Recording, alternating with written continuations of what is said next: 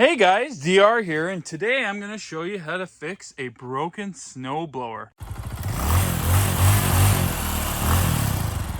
So my neighbor and I are talking the other day, and he says, hey, you like to fix stuff. I've got this old snowblower sitting in my garage. It doesn't work, and I really don't want it anymore. If you can get it going, take it. It's yours. So I say, absolutely, I'll take it. What he told me was when it was running, it was idling really rough, and it was shooting blue flame out of the exhaust. The last straw was when the starter quit. And when the starter quit, he put it away, went out, got a smaller unit. He said he tried to get it going at the beginning of winter, but it just wouldn't start up for him. So after getting in the shed and pulling the starter cord for a while, see that my neighbor is right and it doesn't start. We're supposed to be getting a lot of snow coming our way, so I'm pretty excited to try to get this thing going. This is also a great opportunity to show you guys how to get an old engine running when it's been sitting for a while. These old Craftsmans are pretty reliable, so I think we have a really good shot of getting it running today. When working on any engine, it's always important to know that an engine needs 4 things for it to run. It needs fuel, compression, ignition, and exhaust. When working on old engines that have been sitting for a while, you've got to keep in mind those 4 aspects an engine needs to run. But there's a couple tricks that I'm going to show you that will help speed up the process of diagnosing what's wrong with it. First thing I like to do when I'm working on an engine that's been sitting for a while is I'll check the engine oil. Now the engine oil can tell you a lot about the engine itself. And what we're looking for here is to see if 1, it has any oil, 2, what level the oil is at, and 3, what the color of the oil is.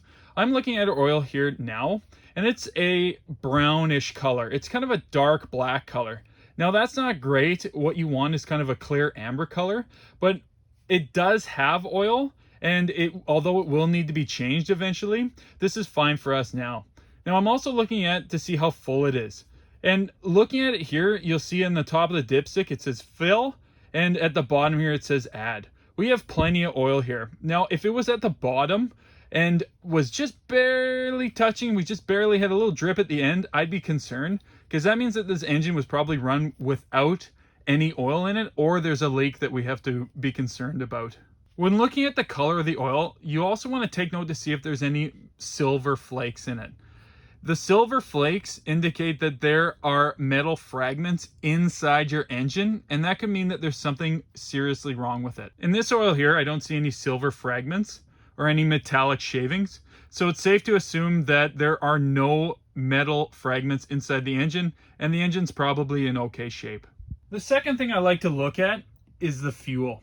Because of the ethanol that they put in fuel nowadays, fuel that's been sitting for a long time gums up. It gets kind of a green tinge, and what happens is the ethanol actually absorbs the moisture and turns the gas bad. If the gas inside your tank is clear and has kind of a blue tinge, then the gas is probably pretty alright.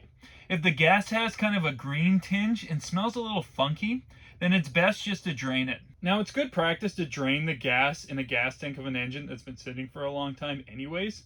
But in our case, my neighbor actually drained the gas before putting it away. And this is the gas that he put in when he tried to start at the beginning of the year. My neighbor also said he put fuel stabilizer in with the gas. And what that does is it keeps the gas usable. It keeps it from gelling up and becoming bad. So in our case, for this gas, I'm not worried about, and I'm going to go ahead and I'm going to use it. We want to check to make sure this engine has ignition.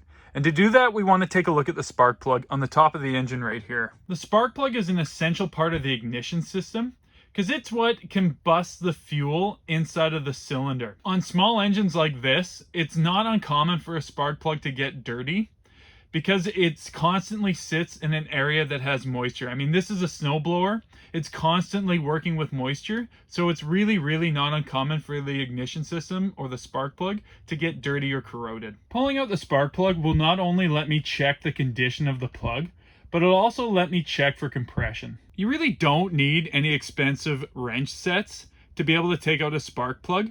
Any good hardware store will sell you a spark plug wrench like this. They're about $4 to $5. And they have 2 different sizes of them too for 2 different size spark plugs. Ours is a 13/16. That's what we're going to use to pop this off. You've got the metal rod here, which fits into the top of the holes. There's holes drilled on either side. Just slide it in, and it's what we'll use as our handle to take it out. When examining your spark plug, you want to take a look for a couple of things. One, you want to see how black and sooty it is. If there's a ton of black soot on it, that means that your engine is running really rich. Take a little bit of 200 grit sandpaper or even Scotch-Brite and clean the tip. You want to make sure you also get in between the two nodes here. Make sure you get the bottom and the top. Give the whole end of the plug a good clean. The soot coming off the end of the plug is good. That means we're cleaning it up nicely. Now that the spark plug is nice and clean, I'm going to check it for spark. Now we're looking for spark in between these 2 points here. If there is no spark at all, that means that there's something wrong with the ignition system that will prevent the engine from running. To check for spark, you're going to put the spark plug back inside the spark plug cap. And you're going to put the other end of the spark plug right on a piece of metal. It has to be bare metal that the end of the spark plug is touching, otherwise it won't spark. In our case, we're using the exhaust, but you can use a bare bolt. Nothing painted like the top cowling or any accessories that are painted. I'm now going to pull the engine over a couple times and make sure that there is spark in between the spark plug nodes.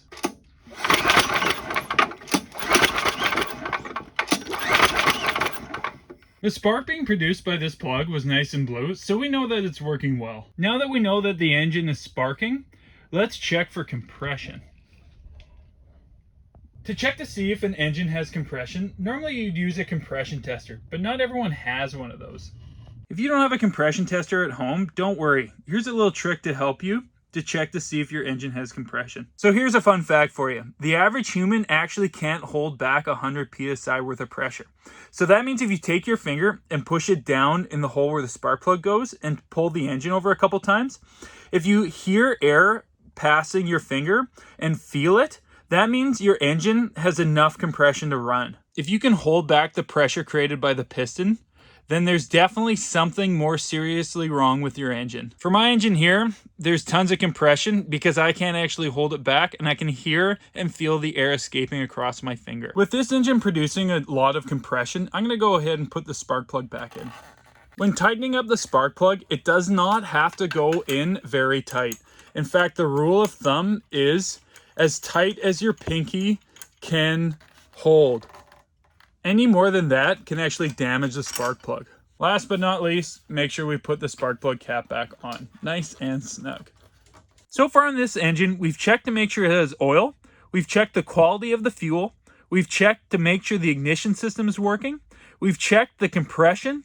And now we're going to check to make sure it has fuel. And we're going to do that by looking at the carburetor located inside of this cover here. After removing the cover, we can take a good look at the carburetor. If an engine's been sitting for a while and it's got bad gas inside the fuel tank, then it's safe to say it's probably got bad gas inside the carburetor here.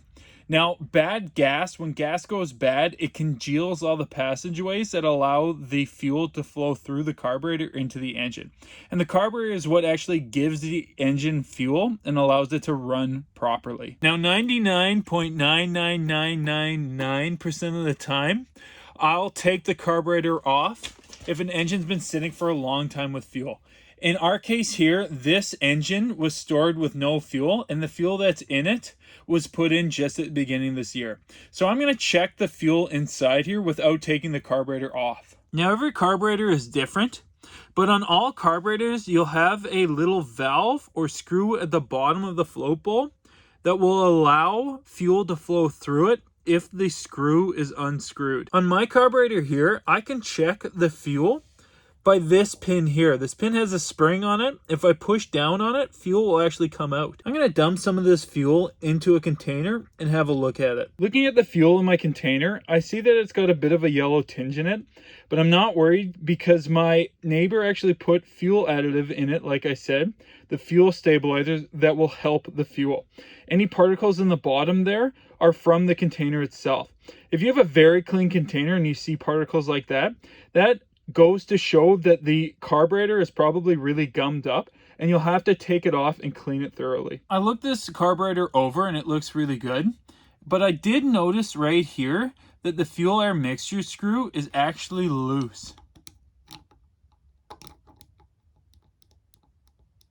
What this screw does is it allows you to adjust the fuel mixture into the carburetor. If the screw was adjusted all the way in, there would be little to no fuel entering the carburetor and wouldn't allow the engine to run at all. If it was unscrewed all the way, the engine would run really rich. There would be too much fuel entering the carburetor and entering the engine. This fuel air mixture screw needs to be adjusted right, otherwise the engine won't run right or may not even run at all. There's actually supposed to be a spring on this screw that doesn't allow the screw to move inside of the carburetor, and the spring on here is missing. Now that spring could actually stop this engine from running. Normally you'd have to buy a carburetor rebuild kit to get that spring to replace it and have the engine running. But thankfully I have an old Honda 50 with a carburetor I took off, and there's a spring on it that will work just fine for this application. This little spring might actually be the key to getting this engine running. Now that I've put the spring back on, I need to adjust the fuel air mixture screw. Now I could find the right setting online, but the general rule of thumb is if you tighten the screw in all the way, one turn out should be enough to at least get the engine running. Now that I've adjusted the fuel air mixture screw, I'm actually going to leave the cover off, because at this point I can now test to see if the engine works. Keeping the cover off will allow me to make adjustments to the carburetor if I get the engine running. Now that I know I've got spark, compression, and fuel going into the engine, I can check to see if it works. This engine should run only after a few pulls.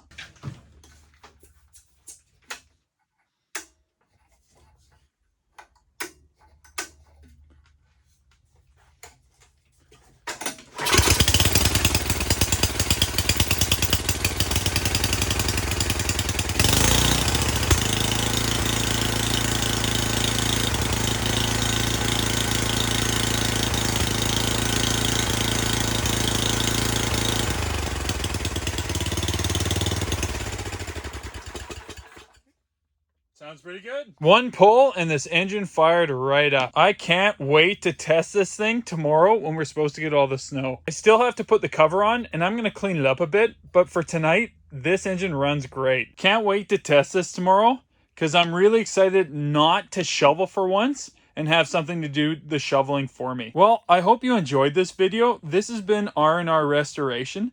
I will upload a video of this working tomorrow and we'll see how well it actually works. If you have any questions, comments, concerns, or queries about this video, let me know in the comments below and I'll answer them. Thanks everyone for watching, and let it snow, let it snow, let it snow.